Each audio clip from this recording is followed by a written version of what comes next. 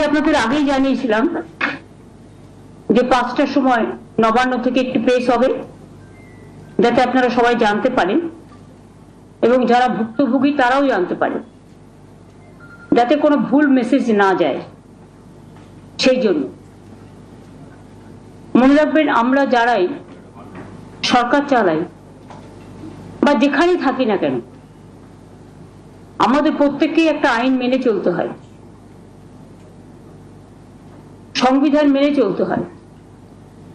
এবং আইন মেনে চলার ক্ষেত্রে আমরা যদি আইনের জুরিসডিকশনের বাইরে গিয়ে নিজেদের মতো করি, তাহলে কিন্তু এটা অন্যভাবে কোর্ট নিতে পারে। এবং যেহেতু আমরা রিভিউ পিটিশন অলরেডি করেছি, কিন্তু সুপ্রিম কোর্টে এখন গরমের ছুটি চলছে।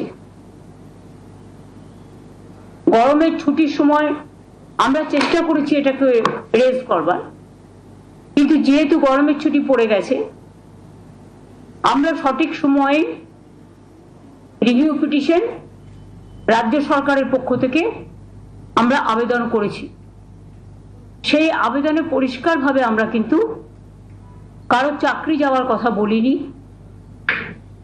আমরা পরিষ্কার বলেছি যে যারা চাকরি করে তাদের সুযোগ দেওয়া হোক এবং তাদের যেন লিস্টটা বাতিল না করা হয়। কিন্তু সুপ্রিম কোর্ট, আপনারা জানেন যে অলরেডি একটা এই রিভিউ করবার আগে, রিভিউটা আলোচনা করার সুযোগ আসেনি এখনো, যেহেতু গরমের ছুটি পড়ে গেছে। গরমের ছুটি পড়ার পরে এটা আলোচনা হবে। কিন্তু আমরা যদি ততদিন অপেক্ষা করি, তাহলে আগের যে অর্ডারটা দিয়ে গেছেন প্রধান বিচারপতি, সেই অর্ডারটা কোনো কারণে যদি আমরা ক্যারি না করি, মানে বহন না করি, তাহলে যদি কখনো বলে দেয় যে তোমাদের তো অর্ডার দিয়েছিলাম, তোমরা সেটা মানোনি, সুতরাং সবটাই বাতিল, এটা আমরা চাই না। যে সুপ্রিম কোর্টের নির্দেশ অনুযায়ী আমরা আমাদের সবটাই রেডি করে রাখবো। যদি রিভিউয়ে বলে আপনাদের পরীক্ষা দিতে হবে না, আপনাদেরটা অ্যাকসেপ্টেড করা হলো, লিস্ট বাতিল করা হলো না, তাহলে আমরা নিশ্চয়ই সুপ্রিম কোর্টের কথা শুনবো, তখন এটা আসবে না। কিন্তু আমরা একটা হাতে টাইম নিয়ে করেছি এই কারণে যে যাতে রিভিউ পিটিশনও চলবে আর আমাদের প্রসেসটাও 31শে মের মধ্যে করতে বলেছে, নোটিফিকেশন করতে বলা হয়েছে। কিন্তু সুপ্রিম কোর্ট খুলবে সম্ভবত জুন মাসের 2nd বা 3rd উইকে, আমি এক্স্যাক্টলি ডেটটা জানি না। কিন্তু আমাদের টাইমটা বেঁধে দেওয়া হয়েছে, যেটা আগের জাজমেন্ট রিভিউ করবার আগে, সেটা কিন্তু 30th, এটা হচ্ছে 31st May 2025 is to be filed। ওনারা পরিষ্কার বলেছেন, since the panel has been cancelled and the affidavit of compliance of issue of advertisement by 31st May 2025 is to be filed, we may do the following timeline for that। আমি প্রথমে teacher যারা আছেন তাদের কথাটা আগে বলবো। দুটো part আছে, একটা গ্রুপ সি গ্রুপ ডি আর একটা হচ্ছে টিচারদের পার্ট। আমি পরিষ্কার বলবো যে দেখুন, এটা আমরা করতে বাধ্য হচ্ছি, আমাদের করার যে ইচ্ছে ছিল মন থেকে তা নয়। আমরা চাই চাকরি হারারা সকলে চাকরি ফিরে পাক, যারা প্রথম দিন থেকে আমরা বলেছি আপনাদের সাথে আছি। এবার অনেকে ইন্ডিভিজুয়াল চলে গেছেন, তারাও গিয়ে কখনো কখনো কোর্ট থেকে অনেক নেগেটিভ রিপোর্ট চলে আসছে, কিন্তু আমরা সেটা করব না। সেটা করতেই পারে, এটা তাদের অধিকার, যে কোনো কেউ যেতে পারে। কিন্তু আমরা রাজ্য সরকারের পক্ষ থেকে যখন করি, তখন পুরো রাজ্যটাকে নিয়ে করতে হয় এবং সবার স্বার্থটা আমাদের দেখতে হয়। তাই পরিষ্কার করে বলছি, ম্যাটারটা খুব সেন্সিটিভ।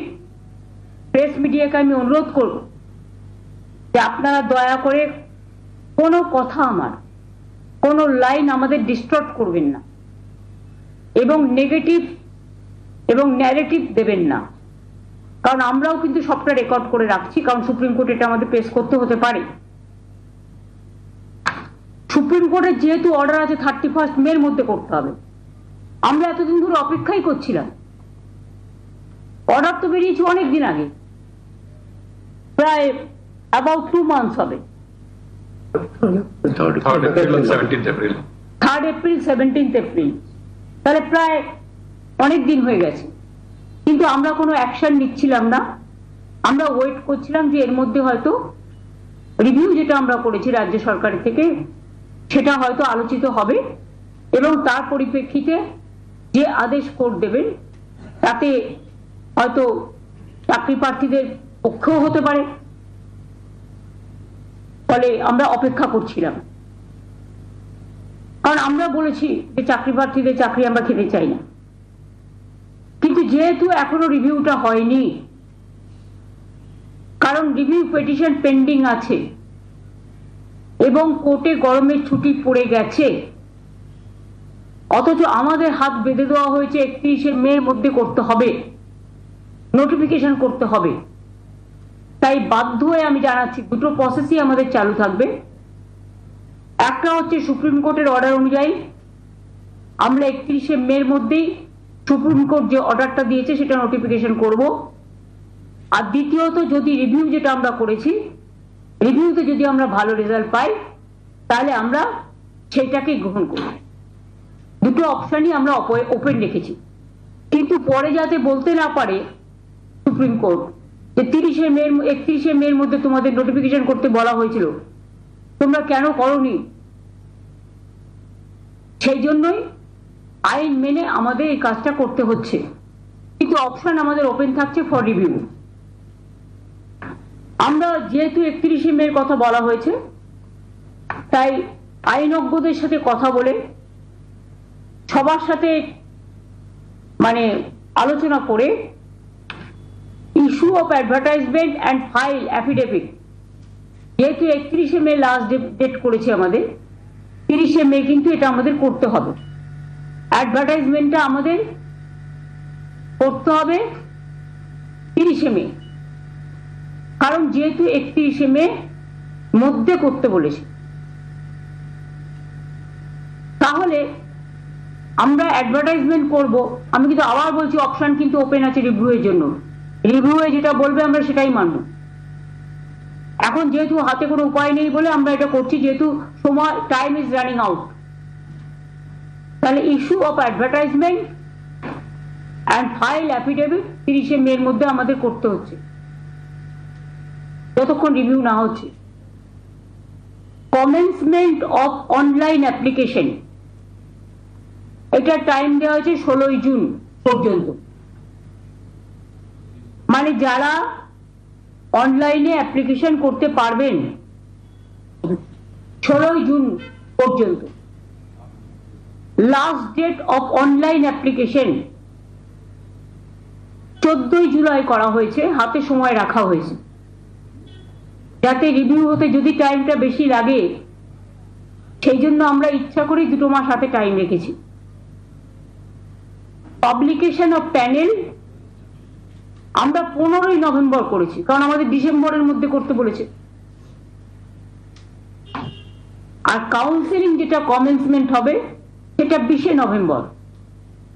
আমরা চাইছি নভেম্বরের মধ্যেই, যদি রিভিউতে কিছু বিচার না হয় তাহলে আমরা নভেম্বরের মধ্যেই কাউন্সিলিং করে টোটালটা করে দেব।